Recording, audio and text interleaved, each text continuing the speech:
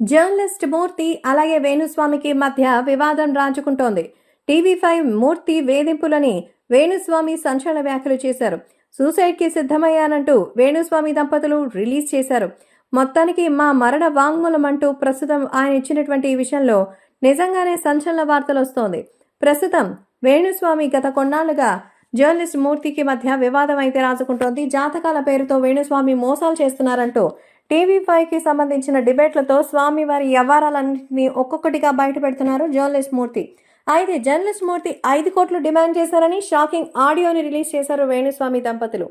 ఆ వీడియోలో తాను జర్నలిస్ట్ మూర్తి వల్ల ఆత్మహత్య చేసుకునే పరిస్థితి వచ్చిందని అన్నారు. జర్నలిస్ట్ మూర్తి 2017లో మహా టీవీలో ఉన్నప్పటి నుంచే నాపై దాడి చేయడం స్టార్ట్ చేశాడు. నన్ను నాశనం చేయడానికి తీవ్రమైన ప్రయత్నాలు చేశారు.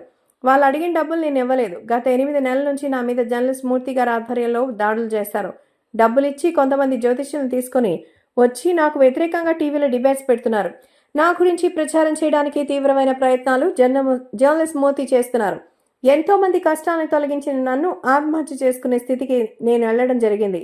నా మానసిక స్థైర్యాన్ని దెబ్బతీశారు. గత 8 నెలలుగా నేను దాదాపు 15 కిలోల బరువు తగ్గాను. దీనంతటికీ కారణం ఏంటో మీరే చూడండి అంటూ ఒక ఆడియోని రిలీజ్ చేశారు వేణుస్వామి. అయితే అమర్ అనే వ్యక్తితో జర్నలిస్ట్ మూర్తి 5 కోట్లు డిమాండ్ చేసినట్టుగా వేణుస్వామి భార్య వీణావాణి సంభాషణ అందులో ఉంది. అమర్ అనే వ్యక్తి జర్నలిస్ట్ మూర్తి అనుచరుడుగా అతని ఆ ఆడియో బైక్లో చూపించారు. 5 కోట్లు ఎక్కడి నుంచి తెచ్చిస్తారు? అమర్ 5 కోట్లు ఇవ్వలేమని వీణావాణి అంటుంటే వాళ్ళంత అడుగుతున్నారు, నువ్వెంత ఇవ్వగలవో చెప్పు అని అమర్ అంటున్నారు. అది కాదమర్, 5 కోట్లు అంటే చిన్న అమౌంట్ కాదు. వేణుస్వామి గారు కూడా నమ్మాలి కదా, అంత అమౌంట్ ఏ లెక్కలో అడిగారో అని. నేను వివరణ ఇవ్వలేను. ఆయన నా మాట నమ్మరు. ఆ ఫిగర్ వినగానే మైండ్ బ్లాక్ అయింది. దీన్ని ఏం చేద్దాం? ఆయన దగ్గర 5 కోట్లు అయితే లేవు.